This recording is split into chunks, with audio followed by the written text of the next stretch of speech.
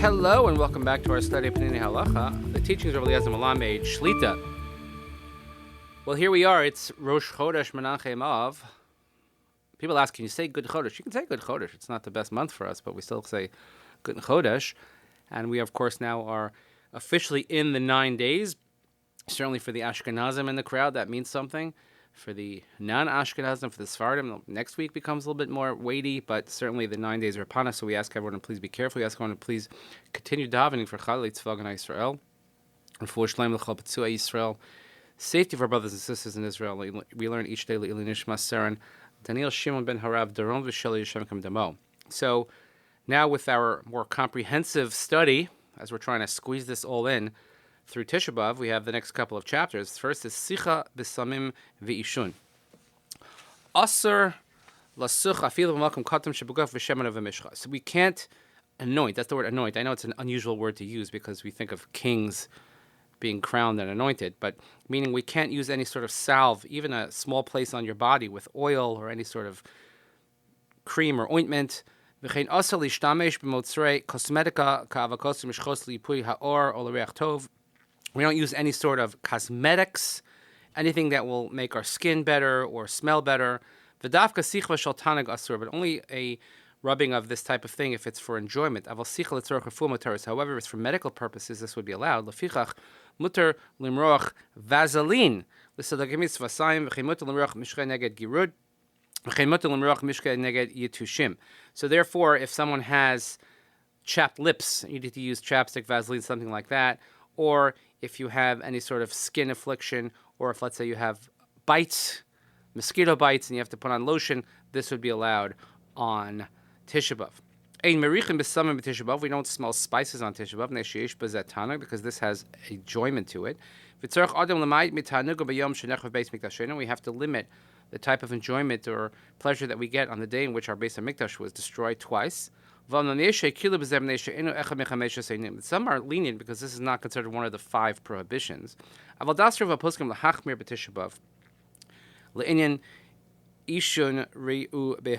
So he says most of the poskim agree that we are machmir, and the last note he says you have to look on the note regarding smoking. So look at note number 10 here. I don't want to get into it here because it's a little bit complicated. Whether one smokes, the question is whether you're allowed to smoke to begin with. And if you do smoke, when do you smoke? So if anybody has any questions about that, look at note number 10. So we move to the next part, is Ne'ilas HaSandal. Also, but Tisha B'Av linol sandal or noel. On Tisha B'Av, we don't wear any sort of footwear, sandals, and we'll see exactly what this means. But avar haya mekubal asasna alayim v'sandal meor. So in the old days, when they made shoes or footwear or sandals that was made from leather, neishe michumarim acherim lo yadu lahechin na'alayim v'salam tavim, because from other materials, they didn't know how to make good shoes. Shahiyu chazakim, that were strong enough. Aminim gamishim ke'echav, that would stand as one piece. So we have a machlokas rishonim about, let's say, sandals or shoes that are not leather. Some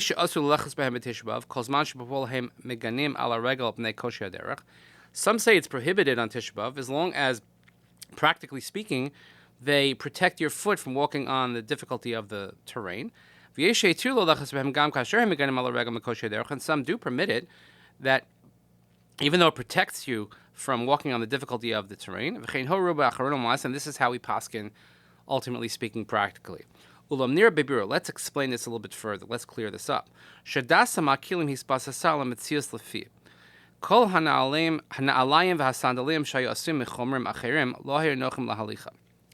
according to those who are lenient, let's look at what this is based on. Because all the footwear, which are made from other materials, are not necessarily nice or pleasant to walk in. And therefore we would say, well, maybe they're not considered even shoes. Nowadays,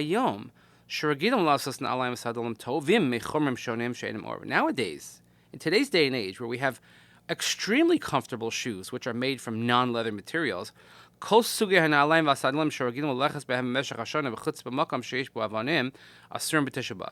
would say that any type of footwear which you would walk all year round on the stones, on the pavement outside, then you shouldn't wear it on Tisha B'Av.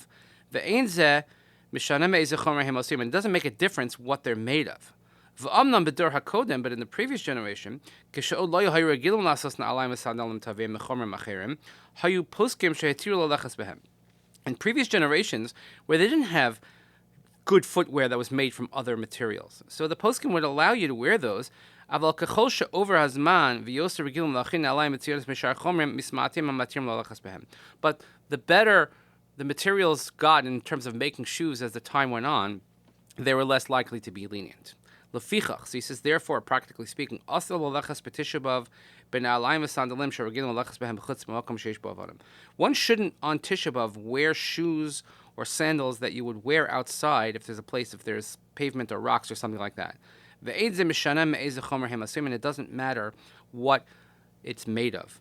Aval mutar lalechas bena'alay bayit pashutot mibad or megumi she'ein regilim lalechas behem b'chutz b'makom sheish bo avadim.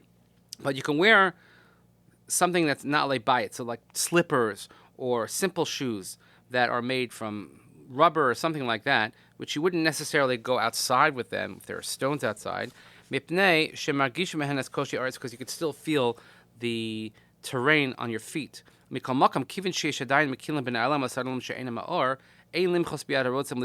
However, since there are still those who are makil with shoes or sandals that are not leather, then we're not going to give anybody a hard time if they wear them. Look at note number 11 here, and he says about being makel hakel ben alayim she'enam or. He says ach ikvos hashipur betasis and alayim kvar ein makom l'haroskein, and he says maybe we shouldn't paskin this way. Anyway, look at note number 11 here, and it seems to be that certainly here in the United States, the practical application of this is we wear non-leather shoes. We have sort of like special Tisha B'Av footwear, something that you would wear just for Tisha B'Av. You don't wear your most comfortable shoes, but you can wear shoes that are not leather. Someone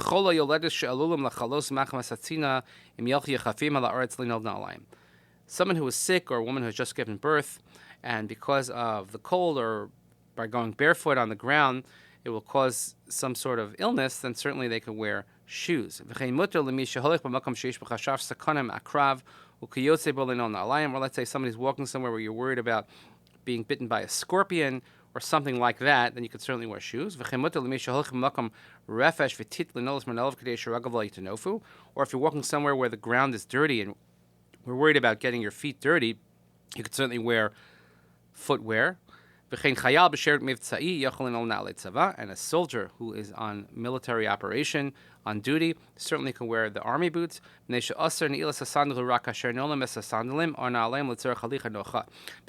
the prohibition of wearing leather footwear or wearing shoes is only if you're going to take a nice walk that will make it pleasant for you.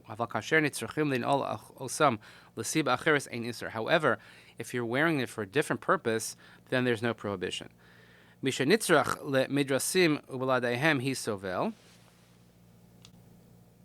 a person needs insoles, and without the insoles cannot walk or it's going to suffer, or even if they're made of leather, you could place them inside of your slipper or your rubber shoes. People wear Crocs that you wouldn't wear normally during the year, but you could use them on Tisha B'Av. Because you're not wearing them, you're not using them to have a pleasant walk, but you're doing that to alleviate any sort of pain or suffering. In addition, and you could say also, since they're removable, it's an insert, it's not considered necessarily part of the shoe, and therefore would be allowed. We'll see one more chapter here, just Tashmish Hamita. The fifth prohibition is the prohibition of marital relations.